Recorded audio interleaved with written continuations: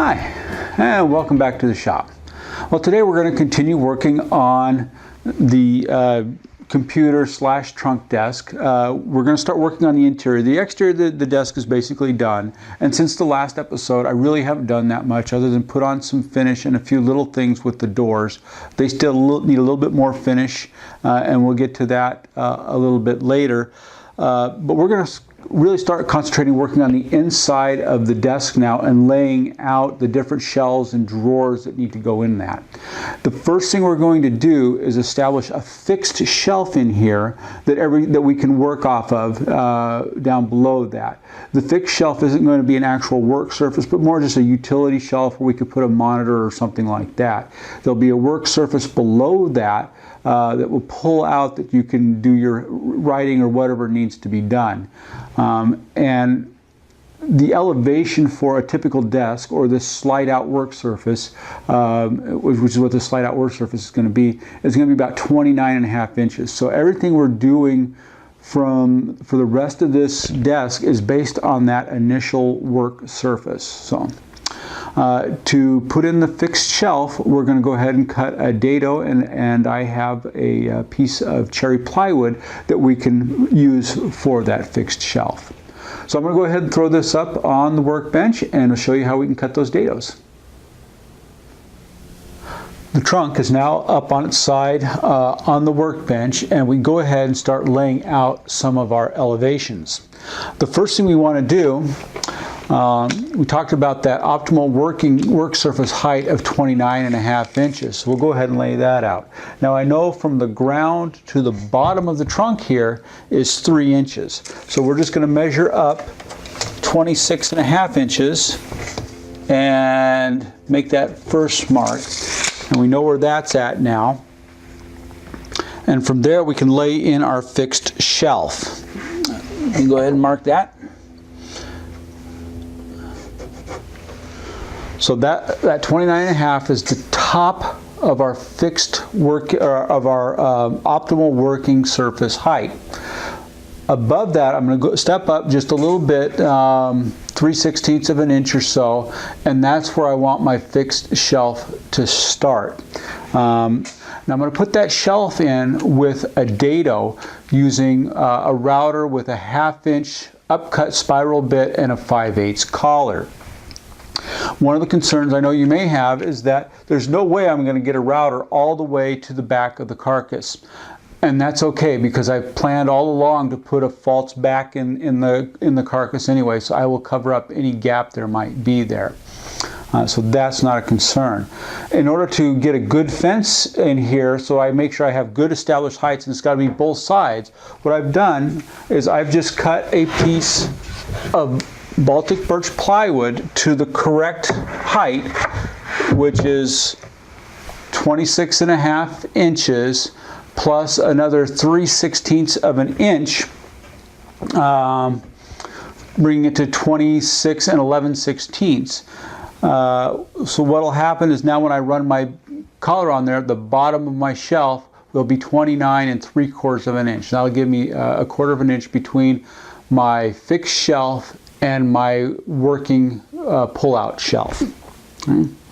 I want to do the bottom of this fixed this dado first. That way, if there's any tear out, it won't be seen, for one, and I can also get a nice clean uppercut.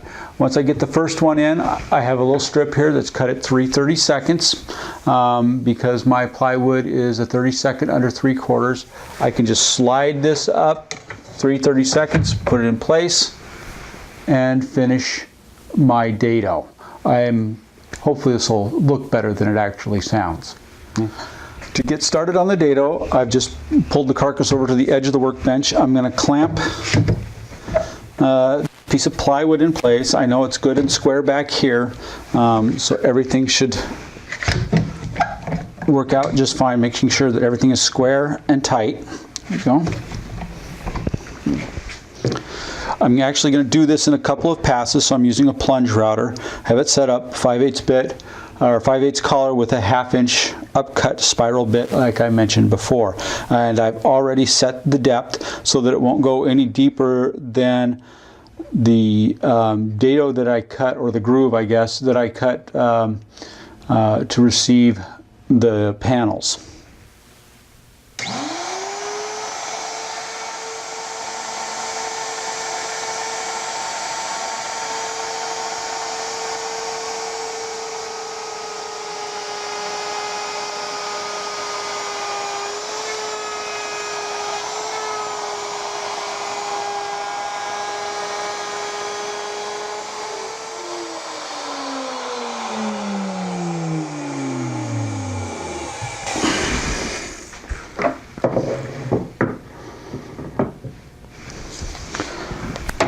Now that that's done, I will just loosen this up. I can slide my fence up, insert my spacer, bring that back down tight, make sure everything is good and square again, and tight, tighten everything up. There we go. And now I can go ahead and finish.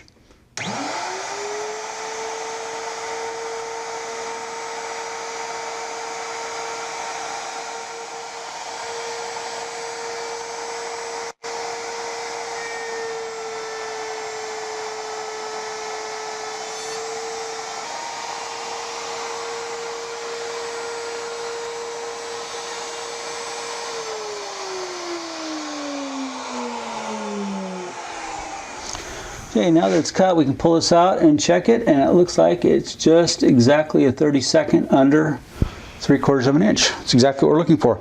All I'm going to do now, flip the carcass over and do the other side. Now that both of the dados are cut, as you can see with this sample piece of plywood, that it's going to have a nice fit and it's going to slide back in here really well. Good tight joint. So everything looks good. Originally, I was just going to notch the plywood around this little mist area in the back. For whatever reason, I decided not to. It doesn't really matter. It's going to be covered up. But I thought I'd go ahead and just take a few minutes and clean that area out so that the shelf will be continuous all the way back and we wouldn't have to do any notching. So just take just a second here and we'll show you how I'm going to do that. To get started, I'm just going to take this plywood, leaving it in the dado, and I'm going to run it all the way to the back, and I'm just going to take a utility knife and I'm going to mark where it would normally run. Make sure I mark both areas here, and I'll do that on both sides.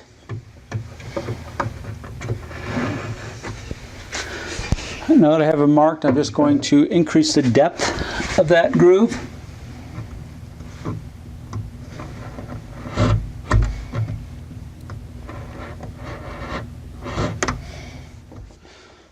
Okay, at this point, I just use a flush trim saw and work it down to that groove very slowly.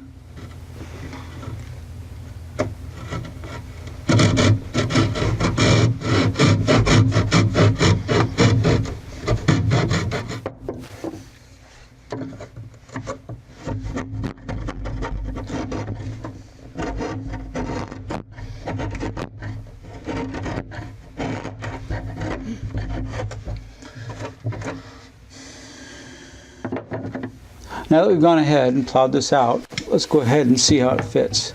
I have a nice tight fit up here, as I did before, and you can see that slides in and goes all the way to the back of the carcass. So now I can go ahead and install the fixed shelf. Now that I have the carcass standing upright, I'm going to go ahead and glue in the fixed shelf. And to do that, I'm just going to apply glue on the stiles in the front, middle, and back. I'm not going to apply anything to the panels. That way they can continue to float freely. This will also bring back any stability or strength that was lost when I cut the dados through those stiles.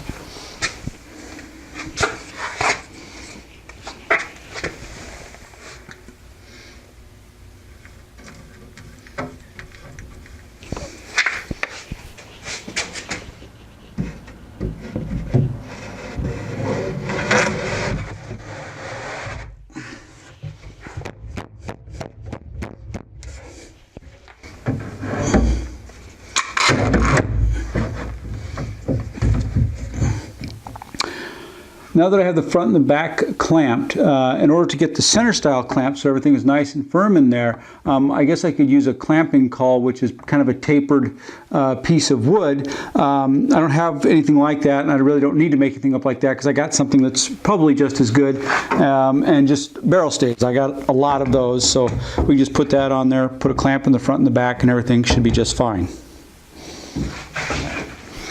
Okay. Everything looks good. We're going to go ahead and let this dry. And one of the things you'll notice real quick is that I have a little bit of a gap in the front here, and that's so that I can put in a piece of solid cherry and cover up this plywood edge grain. And then we can start filling out the bottom. I went ahead and removed the clamps and cut a filler strip to go along the front to hide that edge of that plywood there. I also cut a couple filler strips to put in the sides along here to build this out a little bit because I wanted an overlay. I wanted to use overlay drawers, and I also needed space for the hinge knuckles because I'm going to have a couple of doors down here as well where the printer is going to go. So we'll go ahead and install those now. Along the top here, I'm just going to use some glue.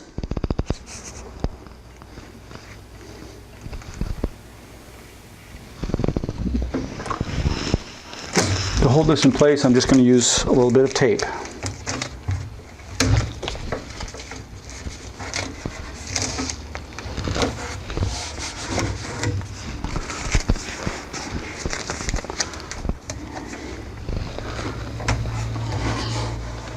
And for the bottom, I'll be using glue and a few brads.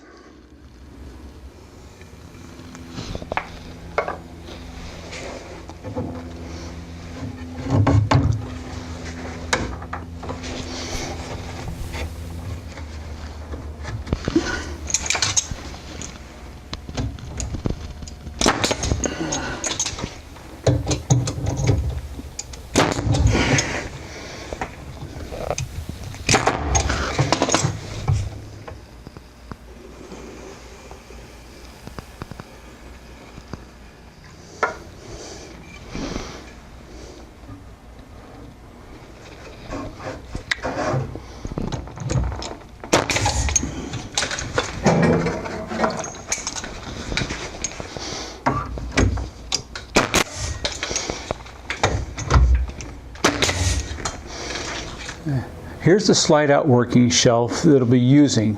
Now this is quite a bit smaller than the actual opening because I had to take into account that I do have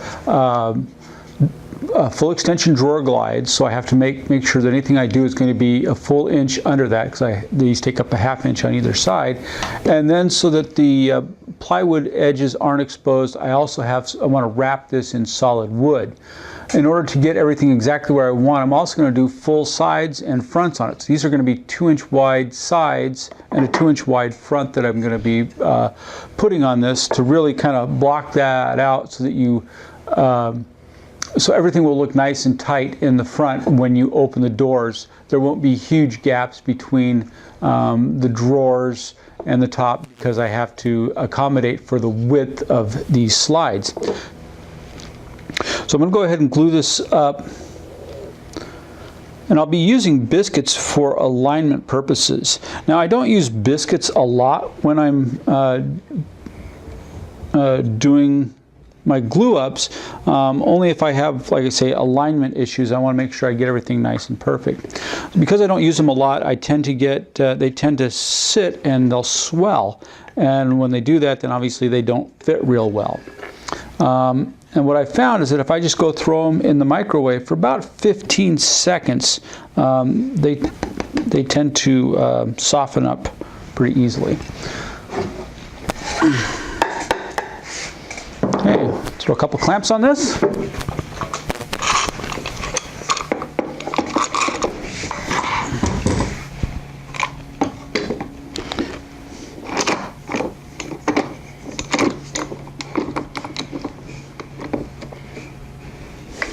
Once this has had an opportunity to dry, I can go ahead and I'll do some more biscuit slots and attach the sides. Well, we're ready to go ahead and start cutting the stock for the drawers. I've already roughed them to width and a rough length, and now we're going to go ahead and final cut the length. Right now we're cutting the drawer fronts. There'll be a total of 4 drawers, and the fronts and the backs both need to be 19 and 31/32, and that's going to be exactly 1 inch smaller than the opening on the carcass, and that will allow for the drawer glides that we're going to be using in this project. So I've got this set up. I set up my unifence and went ahead and slid the fence back so I won't have any concerns with binding as I push it through the blade.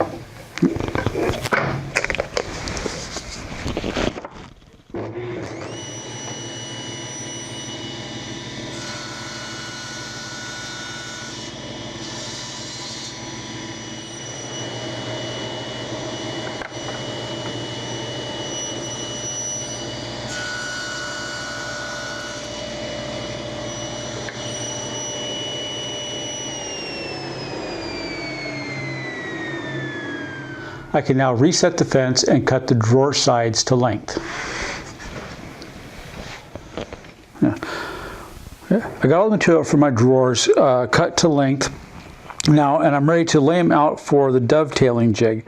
I have 2 different lengths for the fronts and for the sides, and the first thing I want to do is figure out which side I want to face in, and it usually doesn't matter on this Baltic birch, but then what I'm going to do is I'm just going to put a triangle inside of it, so that way I will know what direction I'm going to have it go while it's in the jig.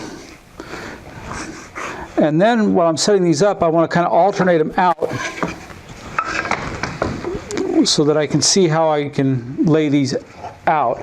And the front and the back are here, so I'm just going to start marking these. This is going to be 1. And I'm marking it to the side, and I'm going to put a 1 over here on this joint. So that's my first joint, and this way I know that my triangles will always face the same direction, and the 1 and the 1 will always go together. The same thing here. I'm going to do 2 and 2 and 3 and 3 and 4 and come back over here and do 4. Now that I got this set up, we'll jump over to the dovetail jig and I'll show you how I cut these. Okay, now we're back over at the dovetailing jig, and I brought my wood over here, and I've marked the front and the back so that I know which way to go, and those will always go on the top of the jig.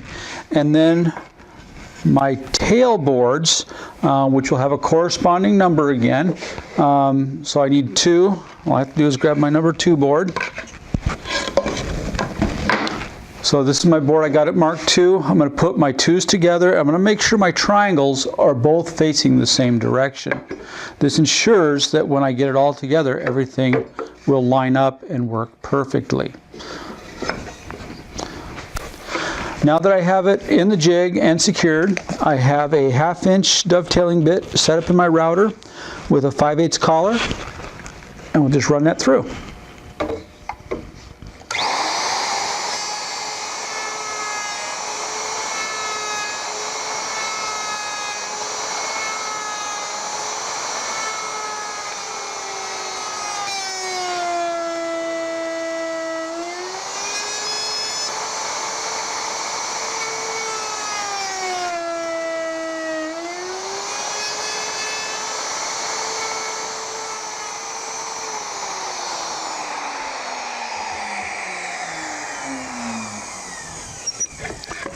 Once it's cut, there's just a little bit of cleanup with some sandpaper. And you can see we have a nice, tight joint.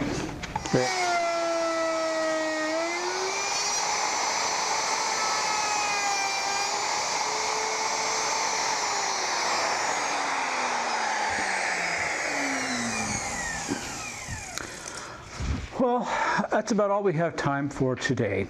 I was hoping to get a little farther along, but we should easily be able to put a fork in this project next week. Now, as usual, if you have any comments, questions, or suggestions, please feel free to email me at andrew@thelevelplumbandsquare.com. And also, if you'd like to, if you're watching this on YouTube, you can subscribe on iTunes. Well, until next time, enjoy your day.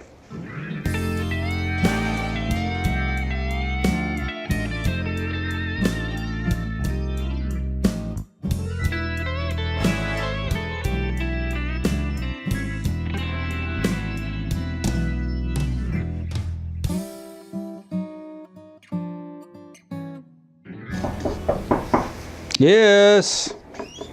Is it lunchtime? No.